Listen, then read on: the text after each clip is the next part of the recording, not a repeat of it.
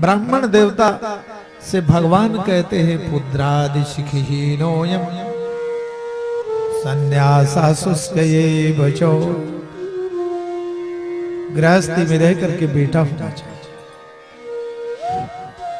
तो महात्मा जी आए थे कल्याण करने के लिए, झोली से फल निकाला, दे दिए, लो श्रेष्ठ बेटा हो। अब फल ले जाकर के ब्राह्मण देवता ने देवी जी को, अपने धुंधली जी को दिया, पंडितानी जी, ये फल खा। बोले क्यों?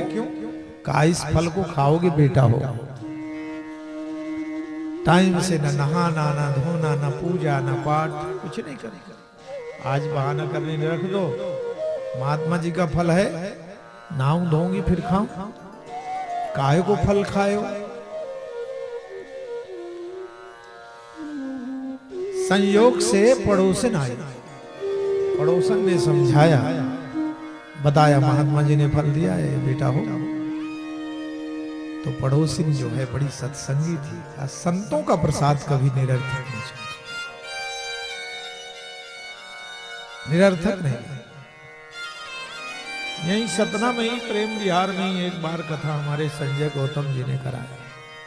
प्रेम विहार में पहली बार, कई बार सतना में कथा हुई, प्रेम विहार में कथा। तीसरे चौथे दिन संजय जी दिख नहीं रहे, काफी दिनों से मिले नहीं। संजय जी को बुलाना है, गौतम, संजय गौतम, पत्र को कार्ड दे देना। पूरा परिवार हमारा बड़ा भक्त है। तो संजय जी तीसरे चौथे दिन आए, एक अपने मित्र को लेके। महाराज 18 साल हो गए, इसकी कोई संतान नहीं। हमने कहा संतों को काहे बदनाम करा रहे हो? इतने लोगों से आशीर्वाद लिए हैं तो अभी तक तो कुछ हुआ नहीं, तो आप भी उसी लाइन में। नहीं होगा, कोई बात, प्रसाद देने में क्या दिक्कत? हमको भी लगा ठीक कह रहे हैं, तो प्रसाद दिए। साल भर के बाद आश्रम लेकर के पहुंचे, कहा महाराज जुड़वा बेटे हुए हैं 18 साल के बाद। ये कन्हैया का चमत्कार है हमारा, ये भागवत भगवान का चमत्कार है।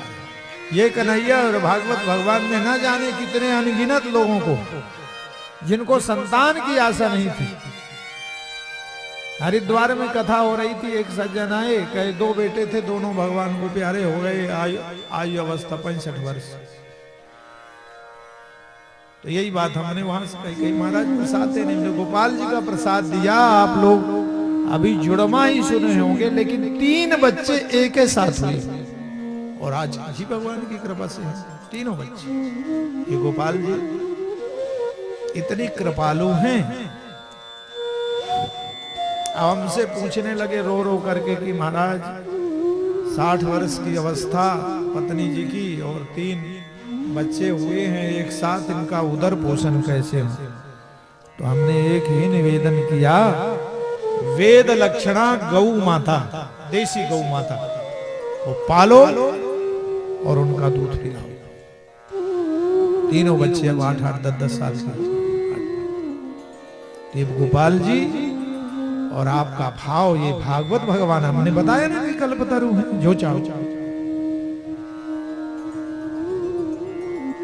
खैर पड़ोसन की बात भी धुंधली ने नहीं मानी, तो संयोग से बहन आ गई। बहन बहुत प्रसन्न रहती थी। बहन के कोई बेटा नहीं है, तो मेरे बेटे को इसकी प्रॉपर्टी मिलेगी। बताया सब, महात्मा जी ने फल दिया है, इसलिए कहा बेटा होने के लिए।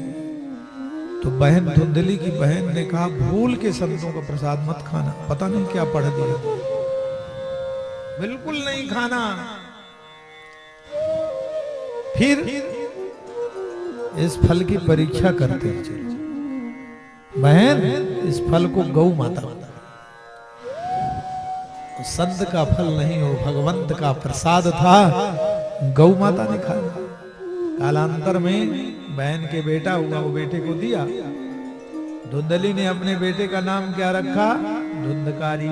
आजकल तो सबको, तुम लोगों को सबको कथा याद है, सब पता। धुंधकारी। कुछ दिनों के बाद गौ माता ने मानवाकृति बच्चे को जन्म दिया। वही बच्चा, बोलिए गोकर्ण महाराज। गोकर्ण नाम क्यों पड़ा? गौ कर्णम यस्यः सा गोकर्णा, गौ माता के समान बड़े बड़े कान। हम लोग नहीं समझ पाते, बहुत बार ऐसी संतति घर में आ जाती है जिसके भाग्य प्रारब्ध से हम लोग भी प्रसाद पाते हैं, घर की वृद्धि होती है, हमारे समझ में। दोनों बच्चे बड़े हुए, गोकर्णोति महाज्ञानी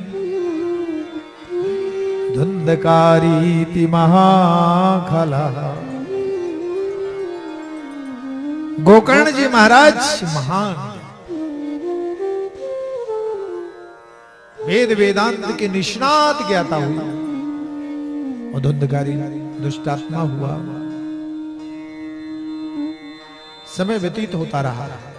ध्यान रखिए, जिसने अपने समय का सदुपयोग किया, जिसने अपनी शक्ति का सदुपयोग किया, जिसने अपनी संपत्ति का सदुपयोग किया, पैसे तो 4 पैसे सबको मिल जाते हैं, लेकिन उस पैसे को हम कैसे इस्तेमाल करें, ये विधि जिसको आ जाए वो पैसे। शराब कबाब में पैसे लगा, पूर्व जन्म के अनुसार आपने मेहनत किया, मिल गए।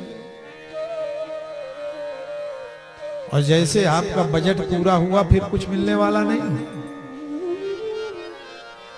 बैलेंस खत्म हो गया बैंक से, कितने चेक काटते रहो, कुछ मिलने वाला किसी को। ऐसे ही हमारी आध्यात्मिक संपदा है। उस आध्यात्मिक संपदा के पूर्व जन्म में संचित या ये जन्म में संचित हो, वो समाप्त हो जाने के बाद कुछ भी नहीं मिला है। 4 पैसे जैसे बैंक में डालना जरूरी है, वैसे ही आध्यात्मिक खजाने में आपकी साधना रूपी संपत्ति पड़ेगी तो आपका भी कल्याण होगा, आपके वंशजों का भी कल्याण होगा, तो आपके परिवार का कल्याण, आपके बच्चे का कल्याण। बाढ़े पुत्र पिता के धर्म आप लोग कहते हैं। आप अच्छे सत्कर्म करोगे तो आपको तो मिलेगा, आपके संतान को।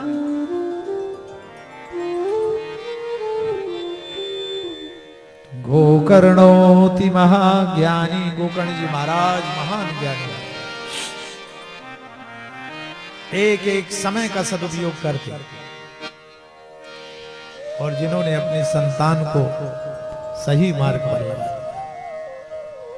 धुंधकारी दिन भर झगड़ा करे, चोरी बदमाशी डकैती, पिताजी परेशान। अब दुखी हुए तो क्या करें? विद्वान था बेटा, बेटे के पास में। और एक बात गौर निवेदन करो, पिता सदैव अपने आप को, हर पिता होशियार मानता है, लेकिन पिता की ही संतान है, हो सकता है हमसे भी ज्यादा होशियार। बच्चा बराबर का हो जाए तो पिता का कर्तव्य बनता है उसे भी समझना चाहिए। गोकर्ण जी महाराज के पास में आत्मदेव जी पहुंचे और कहने लगे, बहुत दुखी हूं, बताओ मुझे क्या करना चाहिए। तो पिताजी को उपदेश देते हैं। गोकर्ण जी महाराज कहते, पिताश्री देहे स्थिमांसरुधिरे भेमतिं त्यजत्वं जाया सुतादिषु सदा ममतां विमुञ्चो पश्याम निशं जगदिदं क्षणभङ्गुनिष्ठो वैराग्य राग रसिको भव भक्ति निष्ठा। देवियों, प्यारे बंधु, इस हाड़ मांस के शरीर का कोई अहम नहीं होना। कभी अहंकार मत करो। शरीर सुंदर दिया है भगवान ने, धन्यवाद करो प्रभु। 4 पैसे भगवान ने दिए हैं। हर व्यक्ति मेहनत करता है, किसी को मिला किसी को नहीं मिला, आपका प्रारब्ध। 4 पैसे भगवान के हैं, अहंकार मत करो।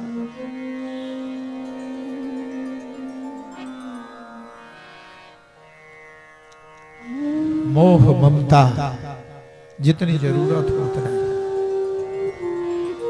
जीवन में इस पंचभूत शरीर को क्षण भर मानो। दिन भर देखते वैराग्य राग रसिको भव भक्ति निष्ठा